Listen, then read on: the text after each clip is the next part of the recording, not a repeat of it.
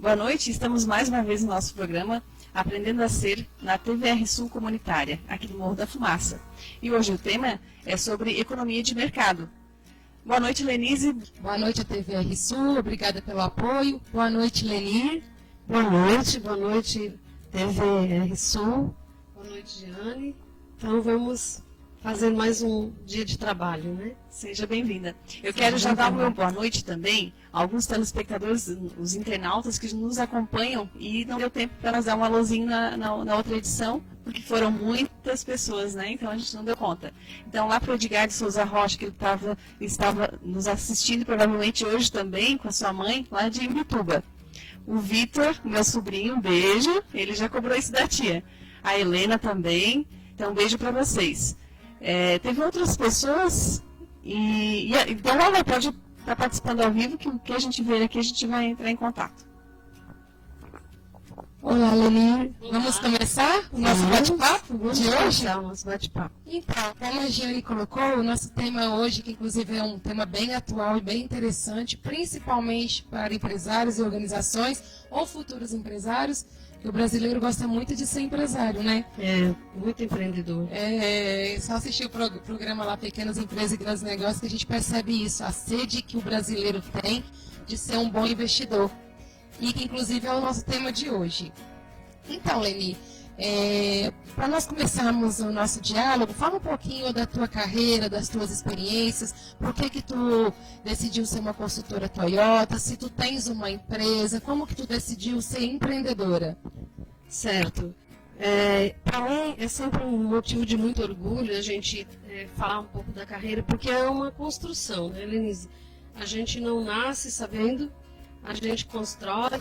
Então, minha formação profissional é administração de empresas e em 2005 eu entrei na Mercosul Toyota e de lá para cá eu sempre venho investindo, né? A gente também tem pós-graduação em gestão de negócios e marketing. Montei uma empresa de consultoria, então não só trabalhar na área de vendas, mas a gente tem um carinho muito grande pela área mercadológica no geral. E se você entender um pouco mais do mercado que você atua, você está entendendo do mercado do teu cliente. E aí é onde a gente pode desenvolver e prestar para ele um bom trabalho, um bom serviço, né? Que vendas é uma arte, mas também é uma prestação de serviço. Legal isso que tu colocou, que a gente entendendo o mercado, entendendo o cenário mercadológico atual, nós entendemos as nossas possibilidades, não é isso? Isso, e aí a gente pode direcionar, vamos supor que o cliente, como eu estou em todos os segmentos, o cliente da área têxtil, da área cerâmica, da área de autoescolas, taxistas, a gente entendendo um pouco desse mercado, desse trabalho dele, eu vou direcionar o produto pela necessidade que ele precisa.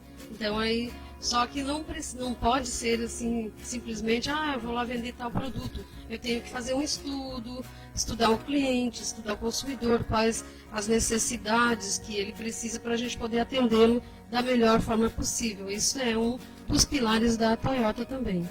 Legal, o que tu estás falando é que a Toyota prisa e a tua empresa também, por quê? Pela satisfação total do cliente. Não vender qualquer coisa, vender algo que vai atender plenamente as demandas dele, não é isso? Isso, o índice de satisfação, né, tem que ser alto, porque a gente é uma empresa multinacional também, que tem 3 pilares importantes que a Toyota sempre preserva, né? Produtos, pessoas e processo. Se um desses 3, nós como profissionais intelectuais dentro da empresa já estamos falhando. Então não adianta ter produto se você não tem pessoas qualificadas, né? O produto pode ser bom, se as pessoas não estiverem preparadas para aquele produto, não adianta que não vai vender. Bem legal isso que tu colocou. Que, na realidade, produtos, pessoas e processos funcionam como se fosse um círculo, né? Se há quebra em alguma dessas partes, existe uma falha. Não há entrega de resultado final. Não. Pessoas faz processos E processos faz Produto. produto, exatamente. E aí a gente fica nesse ciclo, quando ele funciona da melhor forma, há um resultado satisfatório. E você gera fidelidade, né? Fideliza o cliente junto à empresa. E até mesmo porque estamos aqui com a Lenir dos Santos, ela é vendedora da Toyota e também consultora. No tema com economia de mercado. Então, como a gente já estava no nosso assunto aqui, antes do intervalo, então, Lenir, com este modelo econômico atual, qual é a visão de investidores internacionais em nosso mercado? Sim, o nosso mercado é um mercado muito produtivo, né? A gente tem um país rico, um país próspero também, então todos os países de outro, né, o resto do mundo todo, eles ficam de olho no Brasil, porque aqui não tem terremoto, não tem maremoto, não tem tsunami, né? A própria Toyota do Japão, eles sempre visualizaram em trazer as fábricas deles, principalmente depois daquele tsunami que teve lá, que arrasou quase metade do Japão. Eles pensaram em qual país que eu vou investir. É um país que seja pessoas tenham portos de fácil acesso, que tenha a rede férrea, né, as estradas para transportar, e a rede férrea, né, também. Então a gente tem o mar, as estradas e a parte férrea, né, da estrada de ferro aí para transportar. Bem, pensando nisso, o Japão, né, Estados Unidos, a parte dos países asiáticos também, os países coreanos, estão sempre voltados para investimento no Brasil.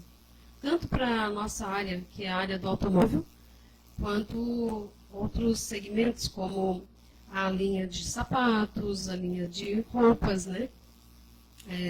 Nós temos alguns clientes que vão sempre para a Índia, vão para a China, buscar produtos para chegar aqui no Brasil e fazer produção.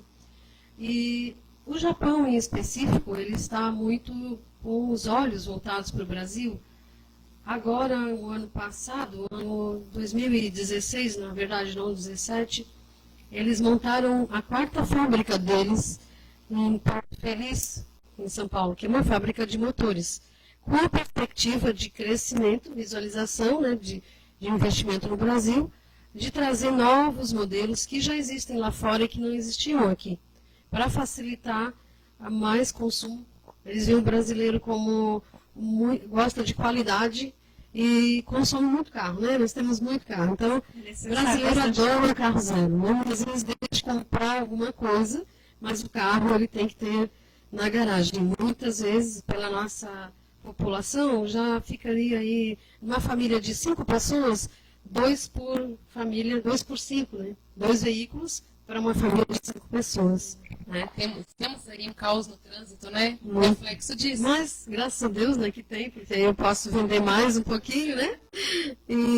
Então, o Brasil realmente ele é um foco de muitos investidores.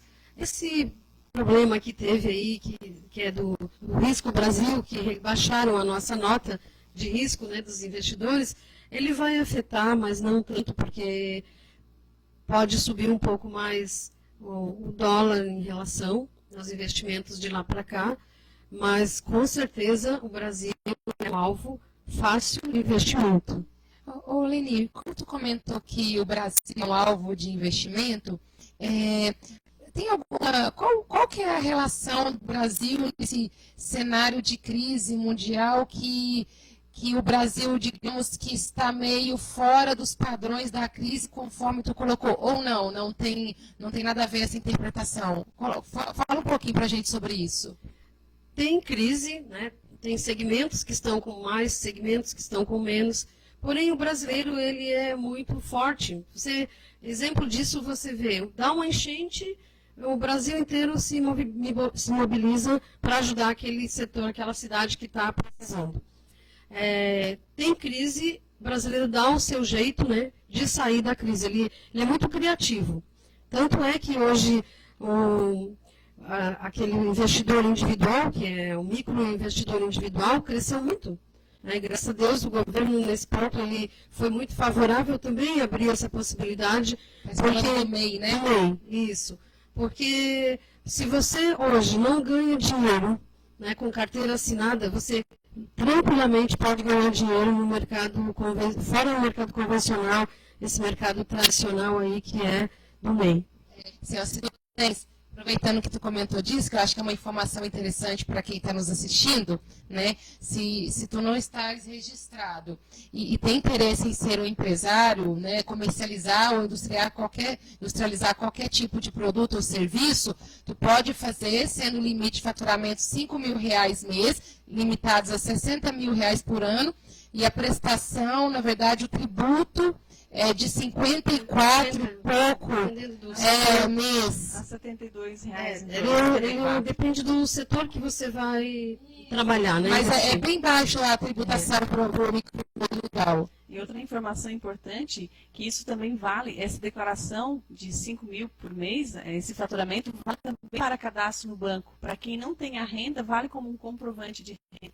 Isso, é. Isso, Vanira, essa Uma informação. conta PJ, não é isso? Isso, para buscar empréstimos, né? Porque, de repente, eu quero abrir uma empresa de cosméticos, por exemplo. Uma micro franquia de cosméticos. Eu posso buscar junto ao microcrédito um valor até R$5.000 aí, para que eu possa alavancando o meu negócio. Então, em função disso, que eu digo que o brasileiro é muito criativo e ele não para na crise. Crise existe, né, como existe em todos os outros países. Mas a gente tem uma capacidade, uma habilidade de sair dela com mais facilidade, porque o brasileiro é muito esperançoso. Ele não se acomoda, ele pensa assim, olha, onde que eu posso ganhar dinheiro agora? Esse segmento de negócio tem problema, eu vou montar um paralelo. Eu conheço muitos empresários que têm 4 tipos de segmentos de negócio. Quando um está em crise, o outro está dando lucro. E pensando, eu acredito que o Brasil é um modelo bom mesmo de negócio, né?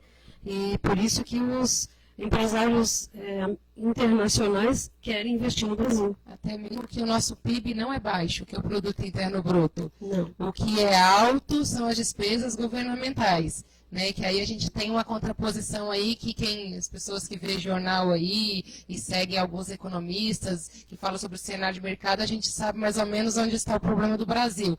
Mas que o brasileiro é produtivo, isso o próprio PIB diz. A nossa dívida, né, é que é grande, mais internamente, né? Mas o brasileiro ele é muito criativo, produtivo e trabalhador. Ele é um povo já sofrido, né, pelos nossos antepassados que vieram dos países e aqui se criaram. A gente tem uma cultura muito boa, que é a cultura do alemão, do italiano, né, do português, do francês. E aí juntou toda essa miscigenação. E aí deu nesse resultado aí que tem uma crise, ele supera. Tem outra crise, ele supera. E aí a gente já está escolado. Até porque viemos da crise, né? Exatamente. O Brasil nasceu da crise. Hoje é uma crise, mas eu vejo um futuro bom em 2018 para o nosso país. Todas as empresas estão tecnologicamente bem preparadas, com produtos novos. Tem muita coisa nova vindo aí na área de mercado, na área mercadológica, né? Nos novos mercados, tem produtos que já vão sair agora para as lojas que a gente nem imagina que existe. E carros que eu imaginava só andar lá na Europa, Estados Unidos, vão vir para o Brasil também, para atender o nosso mercado brasileiro aí, principalmente os elétricos. Nós vamos ter, futuramente eu não tenho datas, mas a gente vai ter RAV4 híbrida, Corolla híbrido. Tem outros modelos de veículos híbridos, que são aqueles movidos a bateria e gasolina. E é onde você tem um índice de poluição menor e você tem um consumo de combustível, que é gasolina, também baixo. E o brasileiro, ele está muito visionário para isso. Ele aprendeu a economizar, porque hoje a gasolina está absurda de caro, né? Então, o que ele pensa? Antigamente, esse carro é um carro caro, mas o governo, ele vai, futuramente, a gente acredita, proporcionar algum subsídio aí, não sei para quando, se é para até o final do ano, no outro ano, para facilitar essa aquisição desses produtos híbridos, né? Que é um avanço para o Brasil. São Paulo já tem muito. E neste caso, a crise foi importante, né? Que na crise se cria, né? Se cria. Então, tratando-se de vários segmentos, como foi falado, que o brasileiro tem essa habilidade, não se tem crise, né? Se for olhar neste ponto de vista. E olhando por este outro também que cria. Então, tem alternativas para nós também, para, num geral, sair da crise, né? E, na sua visão empreendedora, o que as empresas podem usar como alternativas para sair da crise em qual se encontram? É segmentar o mercado, né? Se a gente tem um mercado como os grandes, vou falar dos grandes empresários, a linha aqui da região, as cerâmicas.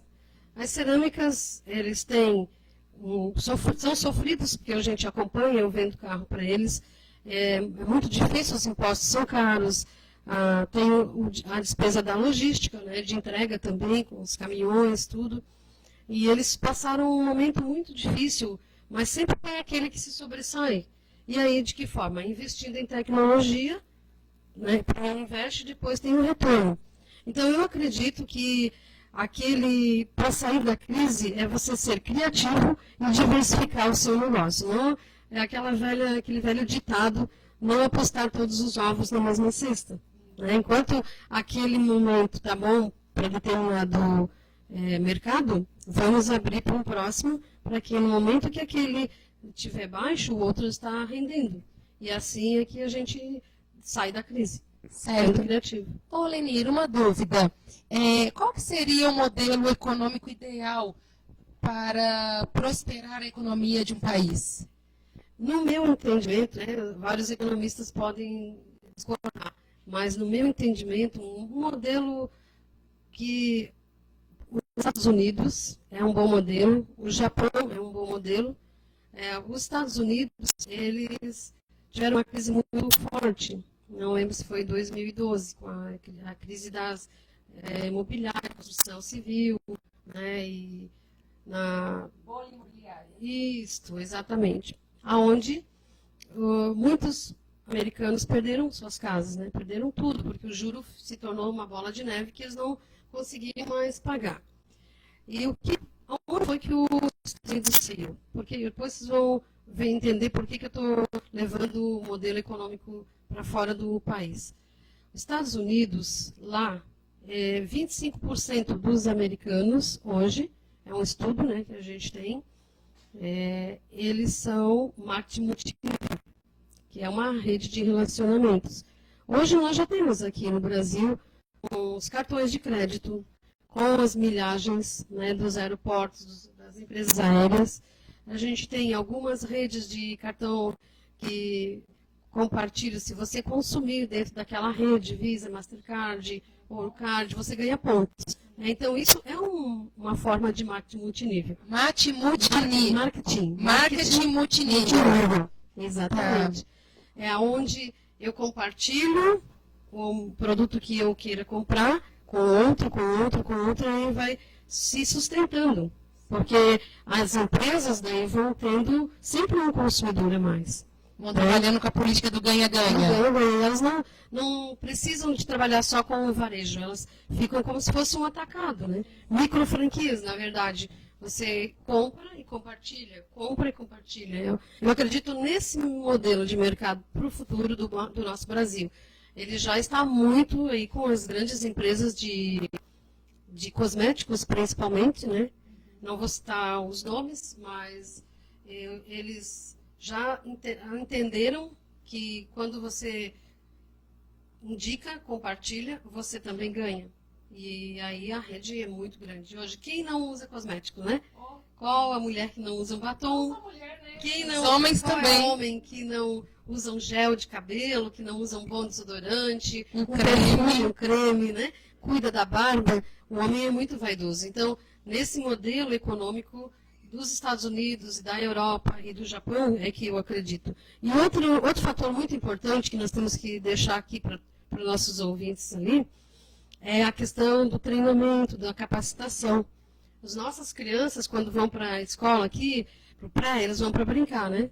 No Japão, nos Estados Unidos, você já entra com o uniforme, a mochila, é tudo padrão, né? Não tem a criança não vai com uma roupa para se espelhar no outro e porque a mãe arrumou o cabelo assim, não. Lá no Japão vocês parecem uma produção de japonês, sabe? É tudo muito igual, uma produção a série. As meninas todas de sainha com aquelas mochilas e os meninos todos de calcinhas e de calça, né? Mas também parece uma produção. Exatamente, parece uma produção a sério. Então, o que vai fazer com que o nosso país cresça, e eu acredito que a nossa próxima geração vai mudar o modelo econômico do nosso país, é que a gente já vai vir mais preparado. A nossa geração de hoje, dos nossos filhos, nossos netos, eles vão estar mais preparados na parte de escolaridade. Vai lá para os 16, 17 anos, como já tem um emprego legal, que é esse, já vai se profissionalizando. Quando cai no mercado de trabalho, tu já tem um profissional pronto. E antigamente não tinha. Você tinha 18, 20 anos e não sabia nem mexer no computador, ou mal sabia mexer no celular. Né? E o Japão, os Estados Unidos, não. Ou você vai para o colégio e você não tem acordar cedo, não tem neve, porque tem muita neve também. Lá tem que ir. Não tem chance. Em função disso, cria-se excelentes profissionais, né? Uma cultura de responsabilidade, né? Desde a infância. De responsabilidade. Uma disciplina realmente, né? Uma disciplina que funciona. Então, é nesse modelo que eu acredito que o Brasil está caminhando. E como consultora, Lenir, como as pessoas têm lidado com essa situação e como os empresários têm buscado ajuda na consultoria e para qual situação específica que você observa? Mais para a área do atendimento ao público, né, da qualidade do atendimento. Nós, seres humanos, a gente tem uma tendência muito de se interiorizar e não pensar no outro. Eu entro numa empresa e eu não recebo um bom dia, como vai, seja bem-vindo, né? Direcionar a pessoa para aquela necessidade dela. As pessoas estão muito fechadas, como se estivesse sempre esperando algo de alguém. Né? Na verdade, nós temos que nos doar. Então, eu acredito que treinamento na capacitação humana, investimento desse empreendedor, para nele também, porque como nossa região são muitas empresas familiares, e vem de pai para filho. E aí, como meu pai e meu avô eram sucesso, eu também penso que lá na frente eu vou ter sucesso. Só que o cenário era outro, onde não se exigia tanto. Hoje existe uma exigência, uma cobrança do mercado, que você tenha uma aparência empresarial correta, que você tenha um comportamento, que você saiba conversar com o teu cliente, né, nos diversos segmentos, né, falar com ele de futebol, com a dona de casa, de cozinha. Né, a gente tem que ser eclética. E os treinamentos têm ajudado bastante, como consultora, porque a gente mais preserva e enfatiza a prestação de serviço com qualidade. E além do treinamento, é importante também boas lideranças. O preparo dos líderes, como tu falou, por quê? Porque os líderes é que vão sustentar o que foi abordado no treinamento a longo prazo. Sim. Ou seja, que é manter pessoas. Porque, assim, após um treinamento, é fácil dar aquele boom, daquele gás nos colaboradores, e, às vezes, após uma semana, um mês, os empresários percebem que as coisas vão decaindo. Aí é importante a política de manutenção. Isso. Não é isso? Que a liderança é que vai fazer isso. A ideia é sempre, primeiro, treinar os líderes, né? Treiná-los, que eles multipliquem isso dentro da empresa deles, com os setores, e sempre fazer a manutenção. E também trazer um benefício de que o funcionário, o colaborador, ele se interesse em ficar dentro daquela empresa, porque aquela empresa está investindo nele. Então, ele não só dando treinamento, ele tem que criar algum tipo de como é que eu posso falar? Atrativo. A empresa tem que ser atraente no mercado. Porque eu digo assim, não, eu quero ficar nessa empresa. Vem outra e me convida, não, essa aqui eu tenho isso, aquilo, outros de benefícios, que não é só salário. Às vezes não são benefícios rentáveis. Às vezes um clima organizacional agradável. Reconhecimento, né? Como ser humano, principalmente. Um plano de carreira que essa empresa possa fazer na área de recursos humanos é importante, porque se eu faço um investimento em treinamento, né, depois como é que eu vou manter esse funcionário ali motivado para trabalhar para mim? Então, eu faço treinamento, gasto, invisto, e aí daqui a 4 meses, 5 meses, venho em outra empresa e levo o meu treinamento todo para outra empresa. Então, hoje a minha preocupação realmente deles, que eles têm que achar um atrativo para que mantenha esse profissional bem satisfeito. Na realidade, os empresários têm que imaginar que o ativo mais caro e o que tem mais valor numa empresa é o ativo humano, intelectual e humano, né? Uma contratação, treinamento, manutenção de pessoas, pagamento de salário, benefícios, lideranças, enfim, e rescisão, inclusive, isso é um custo altíssimo para uma empresa, né? E todos os empresários sabem disso, é o que mais dói no bolso de qualquer empresa. É mais caro você demitir do que treinar. Então a gente deixa, né, aí para aqueles que têm interesse em conversar com as nossas consultoras aqui, para que façam um investimento na sua equipe. Você vai ver a mudança, a qualidade. E você também, como empresário, vai crescer junto com ele, né? Então a empresa merece ser a melhor empresa nesse segmento. Oficina do Ser aí. A oficina do ser, né? Aprendendo a ser. E há tão pouco tempo a gente ouvia falar assim que o próprio patrão, né? O funcionário tem que vestir a camisa da empresa. Isso foi um lema assim, por um bom tempo. Logo, é assim, tem que suar a camisa da empresa. E agora, sabe qual que é o lema principal? Tem que abraçar agora os seus sonhos. Vestir a camisa dos seus sonhos e utilizar a empresa para alcançá-los. E os empresários têm que perceber essa nova filosofia. Porque mudança de cultura e mudança de paradigmas em pessoas demanda muito exemplo externos. Porque assim, já ouviram falar em liderança, por exemplo? É a mais eficaz. Os nossos filhos normalmente reproduzem atos nossos. Que a gente faz em casa, normalmente eles reproduzem. Ou reproduzem de avós, quem eles têm como referência. Nas empresas, quando ficamos adultos, da mesma forma, nós somos influenciados pelo meio. Isso é muito importante que tu colocou. É bem interessante. Então, cada líder tem o seu liderado que merece, né? A gente costuma dizer que o exemplo, ele arrasta. Né? Ele arrasta muitas pessoas dentro da empresa. Se eu tenho como o meu líder como um exemplo, eu vou fazer igual a ele e vou arrastar muitas pessoas dentro, né? E tem sempre aquele número que é crítico, né? Se dividir por 3, né? O 33% ali tem aquele que só não quer nada com nada, mas tem aquele no meio ali. Ou ele está olhando para a liderança, se é uma boa liderança, ou para aqueles que não estão com nada na empresa. E para onde que vai o foco? Onde a força está maior. Aí você, como empresário, observe onde você quer a força maior. Se quer deixar lá para aquela ponta que não quer nada com nada, aquele meio vai. Acrescentando um pouco, tu colocou que essa análise aí é bem interessante. Isso aí se chama análise de engajamento, que é um engajamento que faz com que as pessoas façam acontecer. Porque a motivação às vezes a pessoa tem, mas ela não consegue agir. A pessoa engajada, ela faz acontecer. E quando ela não consegue fazer acontecer, ela se sente um peixe fora d'água e sai. Ela prefere sair daquele ambiente. Ela não quer estragar, não quer prejudicar, danificar o ambiente. E às vezes está perdendo um grande capital, né? Então, assim, se a gente for pensar em capital humano organizacional, de 100% dos colaboradores, nós temos uma parte deles, dividindo por 3, né?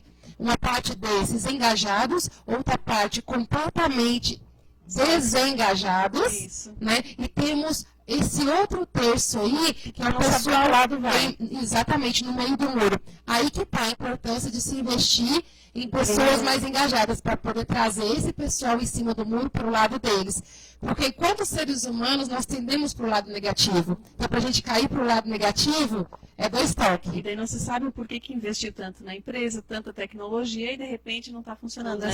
Exatamente. Não consegue identificar o profissional que quer crescer, né? Você passa por ele todos os dias, dá um bom dia, e aí não se pergunta, mas eu posso investir nele, eu vou precisar contratar fulano de tal, para outro setor, então por que eu não vou investir nesse profissional? E aí vai lá e contrata alguém de fora, aquele fica e diz, poxa, ele nem olhou para mim, eu cumprimento ele todo dia, encontro ele todos os dias aqui no corredor, tomo café, estamos na mesa dele, e ele nem pensou em me dar uma oportunidade, né?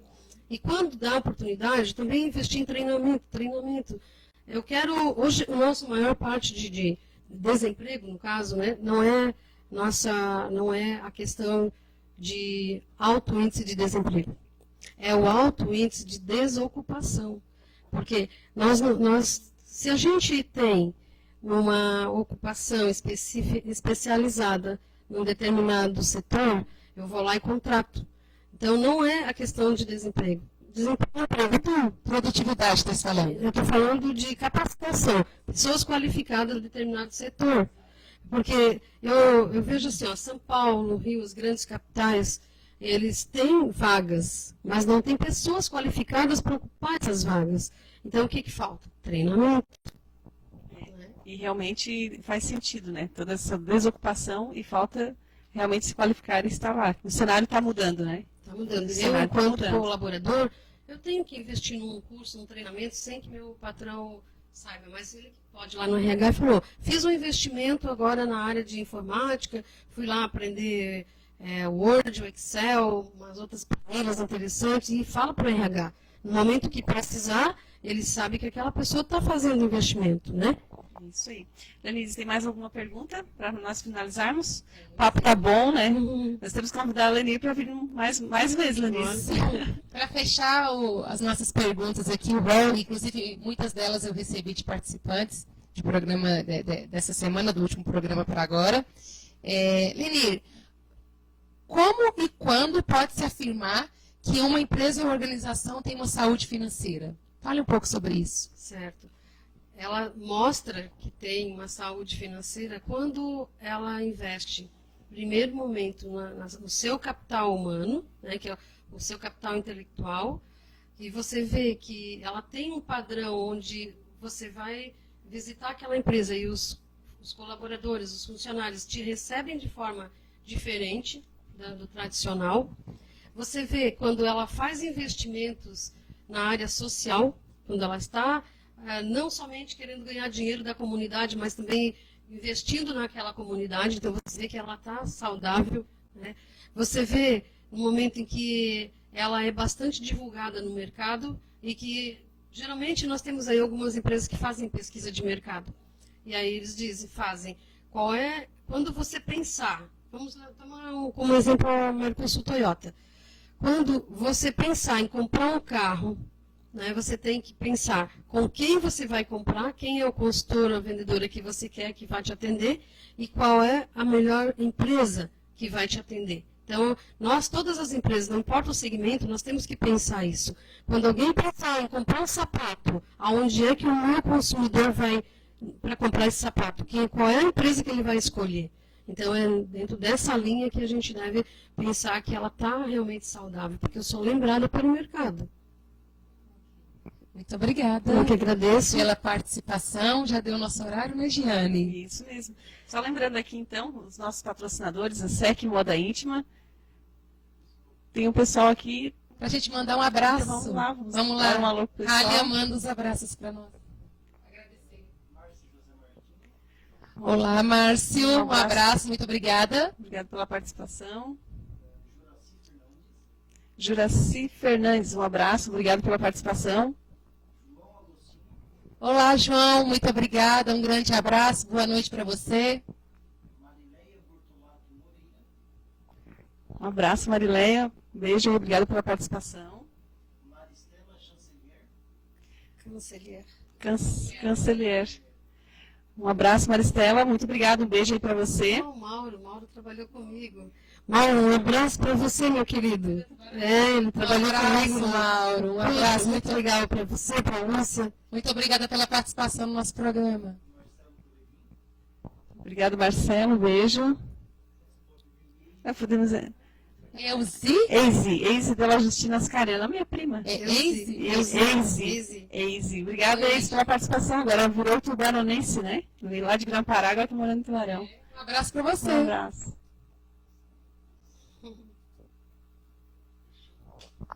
Patrocinadores? Então, as nossas patrocinadoras, a SEC Moda Íntima, e que no último programa a gente fez divulgou a lingerie para o sorteio, né? Então está fazendo sucesso aí, né, nas visualizações e participações. Então continuem participando, indicando 2 pessoas. nome de pessoas, pode ser homem também, pode estar indicando o nome de mulheres, ou pode ser homem também, porque vai presentear, né? Então fique à vontade.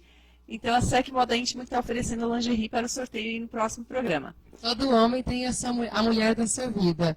Se não for esposa, namorada, enfim, tem mãe, avó, irmã. Isso mesmo. Ó, o Beto já se inscreveu, já garantiu lá. Então no próximo programa a gente vai fazer o sorteio aqui ao vivo.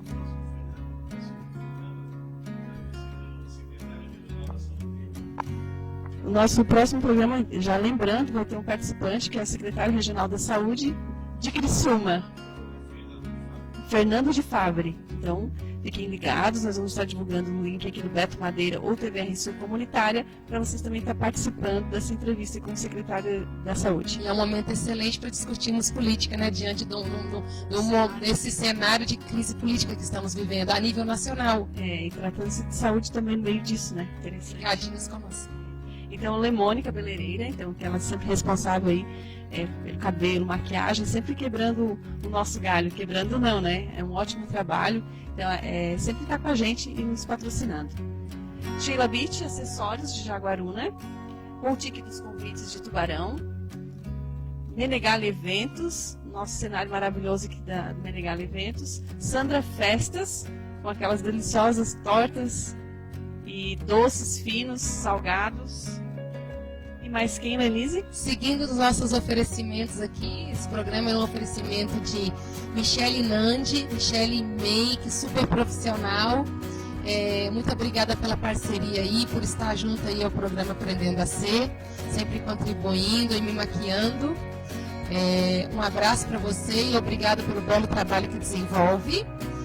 A Sex Shop Minha Sedução também, nosso parceiro, está sempre nos apoiando.